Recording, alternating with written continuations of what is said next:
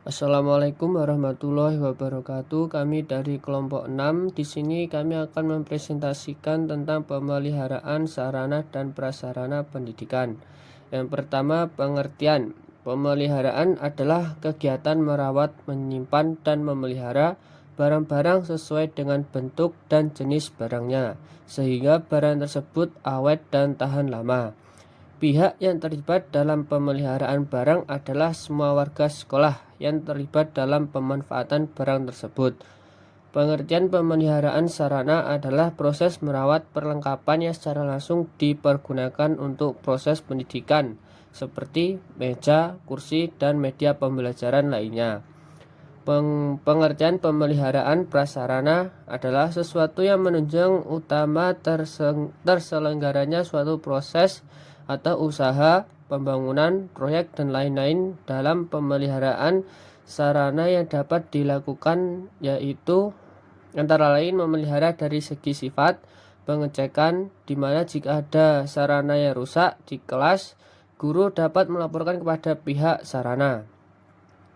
Yang selanjutnya yaitu tujuan dan manfaat pemeliharaan sarana dan prasarana pendidikan.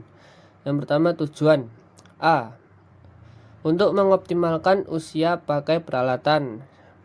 Hal ini sangat penting terutama dilihat dari aspek biaya, karena untuk membeli peralatan akan jauh lebih mahal jika harus dibandingkan dengan merawat bagian dari peralatan tersebut. B. Untuk menjamin kesiapan operasional peralatan untuk mendukung kelancaran pekerjaan sehingga diperoleh hasil yang optimal. C. Untuk menjamin ketersediaan peralatan yang diperlukan melalui pengecekan secara rutin. D. Untuk menjamin keselamatan orang atau siswa yang menggunakan alat tersebut. Yang kedua, manfaat. Antara lain, A. Jika peralatan dipelihara dengan baik, umumnya akan awet dan tidak akan ada pergantian dalam waktu singkat. B. Pemeliharaannya baik mengakibatkan jarang terjadi kerusakan, yang berarti biaya dapat ditekan seminimal mungkin. C. Dengan adanya pemeliharaan yang baik, maka akan lebih terkontrol sehingga menghindari kehilangan. Yang terakhir, D. Pemeliharaan yang baik akan memberikan hasil yang baik juga. Selanjutnya, macam-macam pekerjaan pemeliharaan menurut Mulia sebagai berikut. Yang pertama, perawatan terus-menerus atau teratur dan rutin. A. Pembersihan saluran dan drainase dari sampah dan kotoran. B. Pembersihan dan ruangan dan halaman dari sampah dan kotoran. C. Membersihkan kaca, jendela, kursi, dan lain-lain. Yang kedua, perawatan berkala. A. Perbaikan atau pengecekan pintu, tembok, dan lainnya. B. Perbaikan mebeler, yaitu antara lain meja, kursi, lemari, dan lain-lain. C. Perbaikan genteng yang rusak atau bocor. D. Pembersihan dan pengeringan lantai, halaman, atau seleser yang tergenang air hujan. Yang ketiga, perawatan darurat. Antara lain, A. Dilakukan terhadap kerusakan yang tidak terduga sebelumnya dan berbahaya. Apabila tidak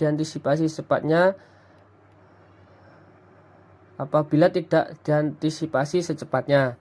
B. Perbaikan sementara yang harus cepat selesai supaya 1. Kerusakan tidak bertambah parah. Yang kedua, proses pembelajaran tidak terganggu. C. Dilaksanakan secara swakelola. D. Harus segera dilakukan perbaikan permanen. Yang keempat, perawatan preventif.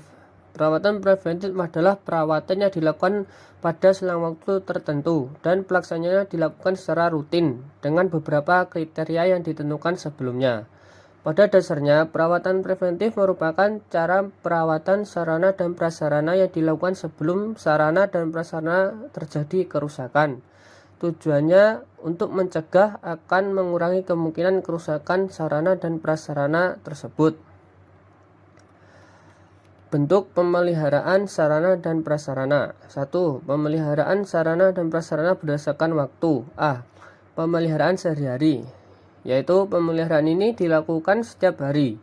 Pemeliharaan ini dilakukan oleh pegawai, misalnya supir kendaraan sebuah lembaga harus membersihkan setiap akan digunakan dan memperhatikan jika ada kerusakan kecil maupun besar.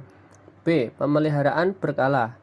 Pemeliharaan ini dilakukan secara berkala, jangka waktu tertentu sesuai penggunaan. Misalnya ada 2 atau 3 bulan sekali.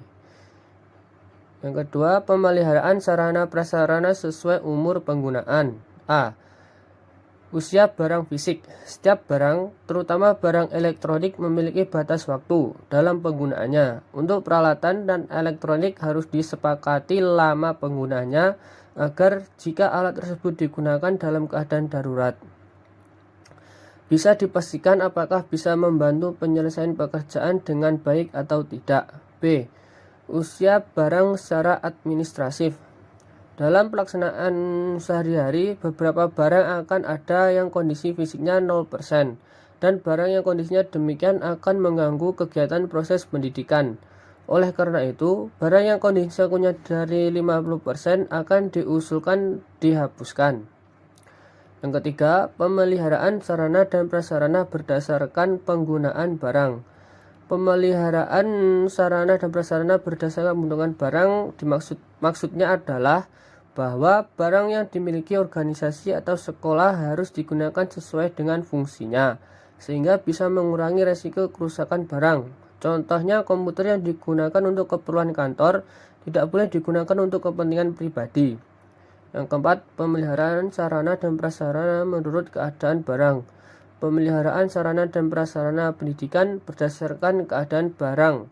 Terdapat 2 jenis, antara lain A. Pemeliharaan barang yang habis terutama ditujukan pada saat penyimpanan sebelum barang digunakan. Yang B. Pemeliharaan terhadap barang lama seperti mesin, kendaraan, buku-buku, dan alat lainnya.